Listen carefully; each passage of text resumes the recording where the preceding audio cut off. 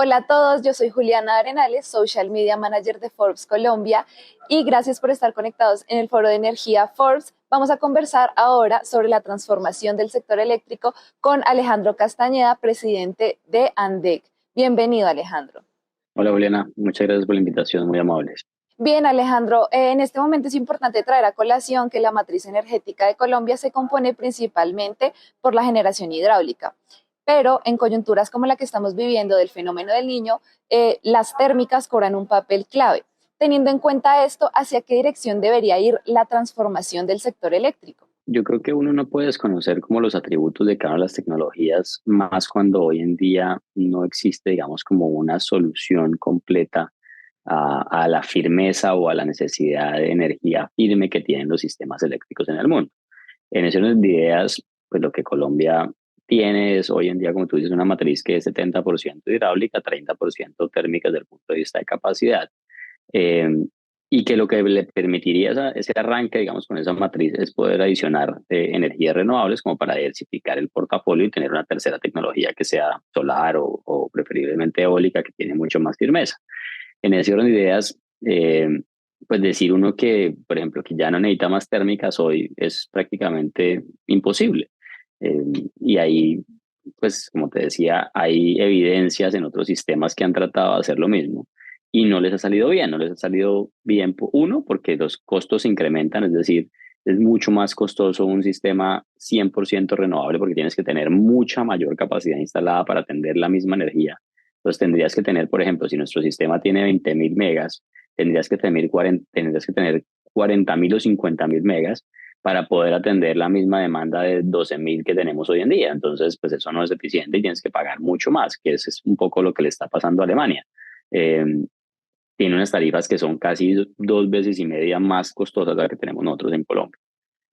Lo segundo es que lo mismo nos mostró el ejemplo europeo, haberse movido a renovables tan rápido, de haber incorporado tanta tecnología renovable, pues al final del día se dieron cuenta que necesitaban también generación térmica y ahora se están moviendo a poder incorporar generación térmica aceleradamente porque saben que no son capaces de aguantar si vuelve un tema como lo que les pasó hace un año y es que el régimen digamos, de sol y el régimen de viento se les vino abajo, entonces no tenían cómo soportar el consumo a nivel nacional.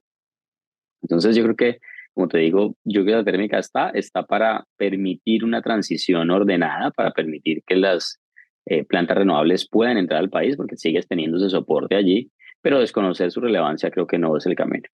Y en cuanto a plazo de tiempo, ¿cómo podría cambiar o transformarse esa matriz energética de Colombia? Hasta hoy lo que tenemos es básicamente ese 70% hidráulico, 30% térmico, bueno, 68, 29 y 2% renovable. Más o menos si todo se da, ese es el gran problema, no sabemos si todo va a llegar. Eh, Porque, como te digo, a hoy, por ejemplo, los proyectos renovables que tenían que haber entrado en el 2022, que se han comprometido en el 2019, no han entrado, ni los solares ni los eólicos. Entonces, con esta última subasta, con este anuncio de incorporar 4.000 megavatios solares, pues tendríamos que esperar al final del día hacia 2027-28 qué tanto de eso llega. La mortalidad obviamente de proyectos renovables está muy alta porque no se ha logrado cerrar esa entrada de proyectos y es una de las cosas que le hemos dicho al gobierno nacional. Primero tenemos que destrabar y hacer que los proyectos entren. Si no, nos vamos a quedar dando vueltas y la gente le va a perder interés a invertir en generación en el país. El comportamiento del fenómeno del niño sorprendió, por ejemplo, a los acueductos en Bogotá. ¿Ustedes estaban preparados o también los sorprendió el comportamiento este año del fenómeno del niño? No nos sorprendió para nada, eso es un tema que viene estando siempre en el radar. Nosotros desde el año pasado, desde comienzo del año pasado, incluso nos reunimos con la exministra Irene Vélez para decirle, mire, viene un fenómeno del niño, hay que tener ese tipo de medidas listas para poder estar atentos y responder en caso de que sea demasiado fuerte. Es decir, el sistema es un sistema robusto. Lo que ha probado este sistema es que a pesar de no tener, digamos, como un piloto en el avión, sino estar andando en piloto automático porque no tenemos una comisión de regulación funcional desde hace casi un año, el sistema ha logrado aguantar y aguantar un niño con estas condiciones que nos llevan obviamente a una sequía de varios meses. Eh, entonces, Pues digamos que no nos cogió por sorpresa, el sistema está preparado y cada vez está más preparado. Si tú te fijas, digamos, diferencias frente al fenómeno del Niño 2015-2016, hoy en día tenemos una facilidad de importar gas a través de Cartagena con la planta de regasificación de SPEC, de importarlo a través de la empresa Calamaría. Entonces, esos son 400 millones de pies cúbicos que no teníamos en 2015-2016 y que lo que terminaban haciendo era trasladar el problema del lado eléctrico al problema, lo volvían también un problema de gas, porque las plantas comenzaban a prender y digamos que absorbían mucho más gas del que éramos capaces de tener disponible para ellas. Entonces, digamos que hay condiciones que son mucho mejores que las de 2015-2016, pero es gracias a eso, a que se tenía y siempre el sector está preparado para enfrentar el niño. Entiendo, Alejandro. ¿Y actualmente a qué capacidad están generando las térmicas? Hoy en día, digamos que desde el mes de abril, nos hago como un recuento. El año pasado arrancamos en los niveles normales, es decir, aportando un 15-18% más o menos en el primer trimestre del año pasado. A partir de abril, mayo, eso comenzó a subir y comenzó a subir a niveles del 20-25% inicialmente. Luego en el mes de septiembre pasamos a participar en la demanda casi un 35%, en algunos momentos 40% entre los meses de septiembre y octubre.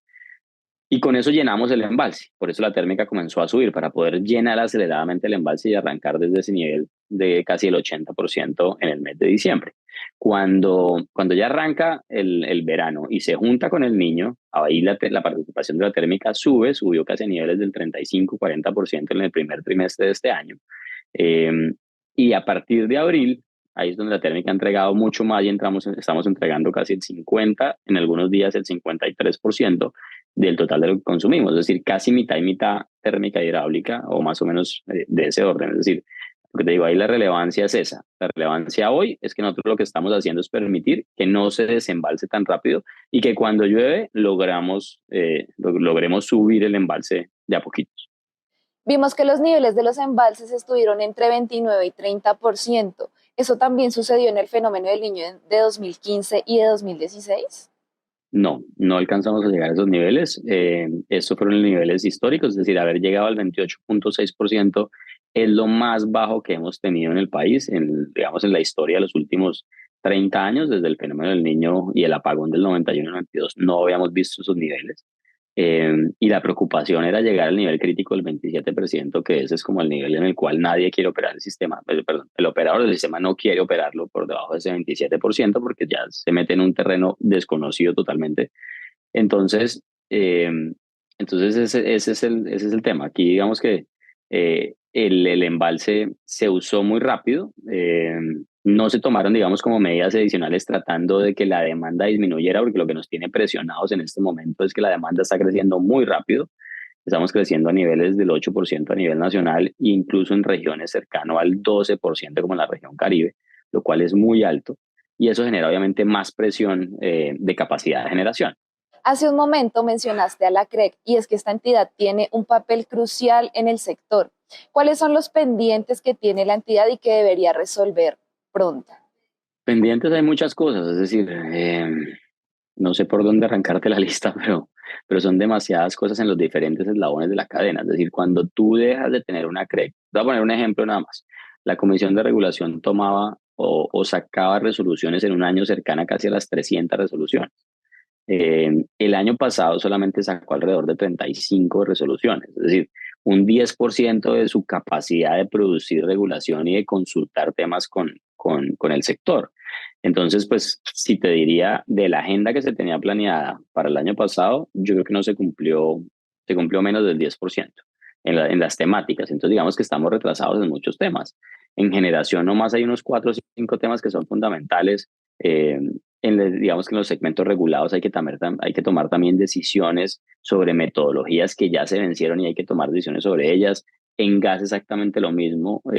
Por ejemplo, el transporte de gas no se ha definido cuál es la metodología que se va a usar hacia adelante y está vencida también hace unos 4 años. Entonces hay cosas que vienen atrasándose y atrasándose y atrasándose. Y, y por eso te digo que estamos en un tema de simplemente ir en piloto automático con las reglas establecidas. Y eso muestra, como te digo, la robustez del sistema. A pesar de no tener una institucionalidad, seguimos andando y seguimos respondiéndolo y cumpliéndolo a los usuarios. Precisamente la CREC acaba de sacar una resolución en la que se dice que los usuarios deberán pagar ciertos recargos o recibirán beneficios según su consumo de energía. ¿Qué tan viable ven ustedes esta propuesta? Pues digamos, desde el punto de vista mío, yo creo que esa propuesta es inocua, porque simplemente, o no inocua, simplemente es proponerle garrote a los usuarios y menos zanahoria, ¿sí? Muy pocos incentivos, te lo voy a poner en esta forma. Lo que se dice es que yo le voy a cobrar más o menos 1.3 veces o 1.5 veces a un usuario por consumir más que su promedio. 1.3 veces, por ejemplo, a los usuarios residenciales como nosotros, pero le pone una multa de 1.5 veces a la industria. Eso me parece que no tiene ningún sentido porque la industria pues debería poder crecer, debería poder generar más, debería poder producir más. Esa es la lógica del sector industrial. Entonces, pues ponerle un garrote de esos de 1.5 veces, pues creo que no tiene ningún sentido. Eh, y del otro lado, te pongo el caso, los beneficios solamente se reparten en los usuarios en la medida que haya castigo. Entonces, si te voy a poner un ejemplo de los residenciales, si todos los usuarios residenciales del país tomamos la decisión de disminuir, no me van a pagar nada, porque no hay nada que recoger. ¿Sí me explico? Entonces, te digo, está muy mal balanceada, está muy mal diseñada y creo que no incentiva, no genera, digamos, el incentivo adecuado porque simplemente es una penalidad a los usuarios. Teniendo en cuenta lo que comentas, que la demanda de la energía está creciendo 8%, ¿eso es anual? ¿Y cuánto venía creciendo durante los últimos años? No, eso veníamos creciendo más o menos alrededor del 4 o 5% promedio nacional. Lo que pasa es que sí, unas regiones, obviamente por tema económico, vienen creciendo mucho más rápido que otras, caso la región Caribe. Eh, pero digamos que las proyecciones, que es con lo cual yo diseño, por ejemplo, mi red de transmisión o la necesidad de nueva generación, eh, digamos que el escenario medio está alrededor de eso, entre un 4 y un 5%. O sea, que estés creciendo al 8 significa que los requerimientos se están casi doblando frente a la expansión. Entonces, pues no, hay que buscar la forma en que el usuario tenga un beneficio por eso. Es decir, no solamente es castigo, sino que tenga un beneficio real. Como te digo, en el año 2016 la decisión fue que el usuario recibía una plata, unos pesos por kilovatio no consumido. Eh, en este caso simplemente es un castigo. Y ese beneficio del 2016 iba primero contra los que consumían más, que tenían también una sobrecarga, que era más o menos como de ese 1.3, pero el resto iba contra la, contra las desviaciones de los generadores. Entonces, es decir, si un generador prometía que iba a generar 100 mañana y solamente generaba 50, le penalizaban por no generar esa energía. Entonces, digamos que está un poquito más balanceado que esto que se está proponiendo.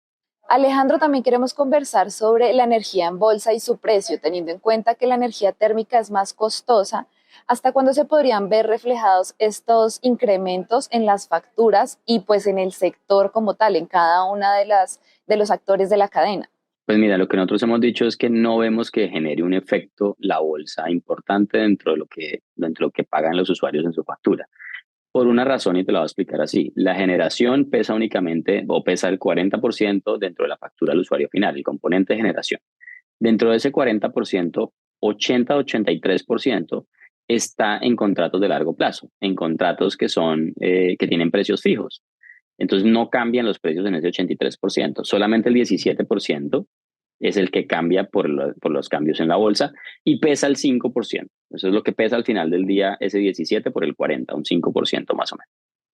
Adicionalmente, las compras que hagan los comercializadores y distribuidores en la bolsa no se la pueden trasladar al usuario final el siguiente mes. Entonces, todo lo que cueste de más la energía en bolsa durante el mes de abril, ellos no lo pueden trasladar en el mes de mayo en la factura. Tienen que diferirlo a 18 meses.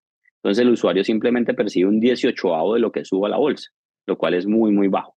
Entonces, eh, ese es el efecto de los precios en bolsa y no vemos que sea un riesgo el tema de la bolsa porque precisamente para eso existen los contratos y para eso se definió regulatoriamente este tema de no poderle trasladar al usuario todo. Y por ejemplo, para la costa Caribe, que viene presentando importantes incrementos durante los últimos años en sus tarifas de energía, ¿qué se viene conversando con el Ministerio de Minas y con la CREC? Digamos que los problemas de la costa son dos. Uno, la opción tarifaria, que en diciembre subió 200 pesos el componente de distribución, más o menos de 1.000 pasó a 1.200 pesos el costo unitario de prestación de servicios. Es decir, el costo del kilovatio subió 200 pesos porque se ajustó en opción tarifaria a 200 pesos en el mes de diciembre. Eso fue muy alto. Y lo otro son las pérdidas. Entonces, ahí al gobierno se le ha dicho que lo que toca hacer es disponer de recursos, que el gobierno o a través de una ley se defina la creación de un fondo para poder que alguien más asuma, por ejemplo, las pérdidas de la región Caribe y no sea el usuario final el que las asume, porque en el resto del país no asume las pérdidas, sino que las asume la empresa. Entonces, ese es un tema que se le ha propuesto desde la discusión de la ley del Plan Nacional de Desarrollo, pero hasta el momento no se ha tomado una medida de fondo. Bien, Alejandro, y finalmente nos gustaría que nos compartieras cuáles son las necesidades claves que tiene actualmente el sistema eléctrico y que se deban resolver. Pues mira, del lado nuestro es unos, primero es pasar el niño, eh, y para eso pues obviamente las empresas han hecho todo lo posible, sobre todo las plantas térmicas han generado mucho más de lo que estaban obligadas a generar por el cargo por confiabilidad, y lo han venido entregando pues toda la energía y por eso estamos tratando, como te decía, de alargar este desembalsamiento de agua pues en los embalses del país. Dos, ya pensando hacia adelante, hay que hacer muchas cosas, hay que destrabar los proyectos. Parte, digamos, de la situación en la que estamos hoy es porque los proyectos de generación no han entrado en operación, los de transmisión hay un retraso también en ellos, retrasos importantes, entonces el gobierno tiene que ponerse aquí, eh, digamos, al frente de la situación y ayudar a destrabar esos proyectos, porque si no nos vamos a terminar apagando en el año 27, lo cual nadie quiere hacerlo. Tres, hay que expandir más la capacidad de generación y para eso una subasta de cargo por confiabilidad, le hemos venido diciendo, la que terminó no terminó de cubrir todas las necesidades para ese año, es necesario hacer una subasta de cargo por confiabilidad este año. Y luego ya pensar, digamos, en ajustes regulatorios del punto de vista de los precios de bolsa, del funcionamiento del mercado y demás, que también están en stand-by desde hace unos 2, 3 años que se dieron una consulta y la comisión no lo ha tomado la decisión. Gracias, Alejandro, por acompañarnos hoy en el Foro de Energía Forbes. No, a ustedes muchas gracias por la invitación, muy amable. Y a ustedes los invitamos a seguir conectados con los contenidos de Forbes Colombia.